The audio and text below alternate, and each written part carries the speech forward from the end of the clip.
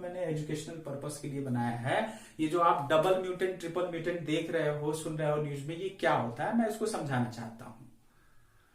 देखिए, आपने अच्छी तरह से ये पढ़ा है कि सीवियर एक्यूट रेस्पिरेटरी एक दो वायरस थे, एक सार्स वायरस था और दूसरा कोरोना वायरस 2 था। इन दोनों ने मिलकर के 2019 में एक नया वायरस बनाया जिसे कोविड-19 कहा जाता है। और ये अच्छी तरह से प्रूव हो चुका है कि ये जो वायरस था ये चाइना के वुहान के लैब में इसका निर्माण किया गया था और ये दो वायरस से मिलकर बना था। अब ये वायरस जैसे ही नेचर में आया, जैसे ही इसने चारों तरफ से अपना संक्रमण फैलाना शुरू किया, इन्फेक्शन फैलाना शुरू किया, तो इसकी नई नई प्रजातियां आई। अब वो नई नई प्रजातियां जो है और भी ज्यादा खतरनाक है। ये क्या है देखते हैं। देखिए, एक शब्द होता है म्यूटेशन। म्यूटेशन को हिंदी में क्या कहते हैं? म्यूटेशन को हिंदी में हो सकता है आप परिवर्तन कह लो। होता ये है कि चाहे कोई भी जीवधारी है, चाहे मैं एक लिविंग ऑर्गेनिज्म हूं, मेरे पास मेरा गुणसूत्र है, मेरा गुणसूत्र है जिसको डीएनए कहते हैं। प्लांट जो होते हैं, प्लांट के पास भी गुणसूत्र डीएनए होता है। बैक्टीरिया होता है, बैक्टीरिया के पास भी उनका गुणसूत्र होता है जिसको डीएनए कहा जाता है। और इस गुणसूत्र में ही हमारे जितने भी कैरेक्टर होते हैं, चाहे हमारा हाइट है, चाहे हमारे शरीर में कौन से अंग है, हमारे शरीर में क्या क्या है, सबका डाटा इसी के अंदर रहता है। अब क्या है कि जैसे जो ह्यूमन जो है, ह्यूमन का बच्चा ह्यूमन ही क्यों होता है? क्योंकि उसका गुणसूत्र अगली पीढ़ी में जाता है, तो वो बिल्कुल अपने पूर्वजों की तरह, अपने जो उसके पेरेंट है उसी की तरह अगले जनरेशन में निर्माण कराया जाता है। वैसे ही वायरस के साथ भी होता है। जो वायरस होता है, वायरस के पास भी अपना गुणसूत्र होता है और इस गुणसूत्र की वजह से ही उसकी अगली पीढ़ी का वायरस जो है वो बिल्कुल अपने पिता की तरह होता है। समझ पा रहे हो आप? लेकिन वायरस में दो तरीके के गुणसूत्र हो सकते हैं, डीएनए भी हो सकता है और आरएनए भी हो सकता है। ये कोरोना वायरस जो है, कोरोना वायरस का गुणसूत्र आरएनए होता है। अब होता क्या है कि मैं एक साधारण सा केस ले रहा हूं। ये कोरोना वायरस है। ये कोरोना वायरस, इसने अपना साइज ग्रो किया और फिर इसने एक नया वायरस बनाया, अपनी पीढ़ी का नया वायरस बनाया। अब आप देख लो, इस वायरस में इसका गुणसूत्र है आरएनए। अगली पीढ़ी में ही बिल्कुल ऐसा ही 100% ऐसा ही गुणसूत्र आरएनए मिलेगा। ये वायरस फिर से ये नया वायरस बनाएगा, उसमें भी 100% ऐसा ही आरएनए मिलेगा। ऐसे वायरस अपना नंबर बढ़ाते चला जाता है। तो एक पीढ़ी से दूसरी पीढ़ी में आरएनए तो जाता है ना, जो पूरी तरह से अपने पिता की तरह, अपने माता की तरह पूरी तरह से सेम रहता है।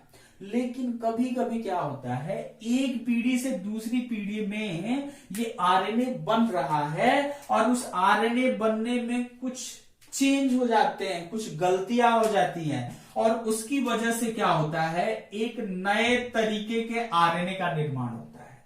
अब ये नए तरीके का जो आरएनए है ये पहले वाले से तो अलग है। अब इस वायरस को अब जाहिर सी बात है, इसका गुणसूत्र अलग है तो इसको गुण भी अलग होंगे और इसके गुण मैंने ये देखो बना दिए, थोड़े से अलग गुण बना दिए पहले वाले से। ये पूरी तरह से तो अलग नहीं है लेकिन थोड़ा सा पहले वाले से अलग है ना। तो इस वायरस को हम कहेंगे म्यूटेटेड वायरस। नया वायरस है, म्यूटेटेड वायरस है। और ये जो है आप इस चीज को रोक नहीं सकते। बीमारी जितनी फैलेगी, वायरस जितना फैलेगा, जितनी ज्यादा से ज्यादा लोगों को संक्रमण करेगा, उतनी नई नई वायरस की जो म्यूटेटेड वेराइटी है वो मिलती चली जाएगी। जैसे वायरस की एक म्यूटेटेड वेराइटी डिस्कवर की गई थी 2020 में यूनाइटेड किंगडम में, और ये जो म्यूटेशन था उसका नाम था, ये वैज्ञानिकों की शब्दावली है, E484Q। दूसरी बार क्या हुआ सूर्य, मैं एक और एग्जांपल देना चाहता हूं आपको फिर से समझाने के लिए। ये एक वायरस है, इसके पास आरएनए है और इस वायरस से नए जनरेशन का वायरस बना, नया एक वायरस बना, आप इसका पुत्र कह लो। आरएनए बिल्कुल ऐसा ही नहीं है, आरएनए बनाने में थोड़ी सी गलती हो गई, गलती तो हर चीज में हो जाती है ना। अब ये जो आरएनए था ये थोड़ा सा अलग बन गया। अब इस नए वायरस को हम कहेंगे म्यूटेटेड वायरस। जैसे आप देख लो, ये म्यूटेटेड वायरस है। जैसे यूएस के कैलिफोर्निया में इसको डिस्कवर किया गया था, एक म्यूटेटेड वायरस कोरोना का ही L452R, ये दोनों कोरोना के म्यूटेटेड वायरस है, उनको डिस्कवर किया गया था यूके में और यूएस में। भारत में तो बिल्कुल गजब ही हो गया। भारत में क्या हुआ कि ये जो दोनों यूके के और कैलिफोर्निया के ये दोनों वायरस हैं, दोनों जो नए म्यूटेटेड वायरस बने हैं, ये दोनों मिल करके और उन्होंने नया वायरस बना लिया। इसीलिए इसे हम कहते हैं डबल म्यूटेंट। क्या कहते हैं? इसे हम डबल म्यूटेंट कहते हैं। अब ये देखो, अब ये जो वायरस है, ये डबल म्यूटेंट वायरस है। इस डबल म्यूटेंट वायरस के पास दोनों गुण होंगे। ये देखो,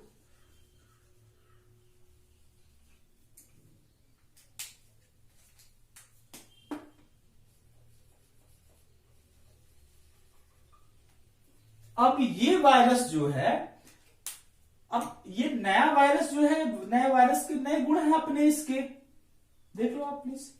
ये नया वायरस जो है, हो सकता है, अभी तक ये प्रूफ तो नहीं हुआ है, लेकिन हो सकता है कि जो पहले वाले वायरस के लिए जो भी दवाइयां दी जाती है, इस पर उतना ज्यादा इफेक्ट नहीं करे।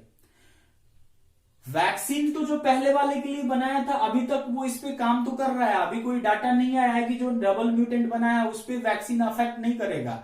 वैक्सीन इस पे भी काम कर रहा है, लेकिन दवाइयों की समस्या आ जा रही है। हाँ, ये जो नया वायरस है, इसकी संक्रमण की क्षमता बहुत ज्यादा है, ट्रांसमिशन कैपेसिटी इसकी बहुत ज्यादा है। समझ पा रहे हो आप? तो ये तो डबल म्यूटेंट बना, पूरी तरह से छा गया है महाराष्ट्र में, दिल्ली में, वेस्ट बंगाल में, गुजरात में। ये बुरी तरह से डबल म्यूटेंट जो है वो छा गया है। ये दो म्यूटेशन को मिल करके बना था, यूके वाले का और कैलिफोर्निया वाले का। अभी यही नहीं, अभी कुछ दिन पहले एक नया म्यूटेशन डिटेक्ट किया गया था, और वो जो नया म्यूटेशन से एक और कोरोना वायरस का नई प्रजाति बनी, जिसे कहा गया ट्रिपल म्यूटेंट। अब ट्रिपल म्यूटेंट क्या था कि ये जो डबल म्यूटेंट था, इस डबल म्यूटेंट में एक नया म्यूटेशन ऐड हो गया, और नए म्यूटेशन ऐड होने के बाद से ये जो वायरस है ये और भी ज्यादा खतरनाक हो गया। खतरनाक किस सेंस में हुआ?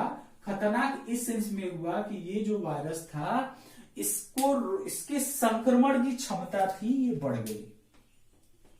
अब देखिए, वैज्ञानिकों ने ये चीज, तो हमारी गवर्नमेंट है, इसको नवंबर में ही बता दिया था, लेकिन भाई गवर्नमेंट को तो चुनाव कराना है, ये कराना है, वो कराना है। गवर्नमेंट ने इसको उतना सीरियसली नहीं लिया। गवर्नमेंट सोच रही थी कि भाई कोरोना के केस तो कम होते जा रहे हैं। अब ये देखो, ये वायरस पहले वाले वायरस से बिल्कुल अलग है कि नहीं है? हाँ, तो जैसे जैसे जितना ज्यादा म्यूटेशन बढ़ते चला जाएगा, ट्रिपल म्यूटेंट, 4 म्यूटेंट, 5 म्यूटेंट, ये वायरस जो है उतना ज्यादा खतरनाक और उतना ज्यादा अलग होते चला जाएगा अपने पूर्वज वायरस। अब आप इसे कैसे रोक सकते हो? आप इसे रोक नहीं सकते। आप रोक सकते हो, आप कुछ कर सकते हो, तो आप ये इन्फेक्शन कम करो। इन्फेक्शन के केसेस कम होंगे, म्यूटेशन भी कम होगा, और वायरस और जो है, जो ये पैनिक सिचुएशन है, ये भी नहीं है।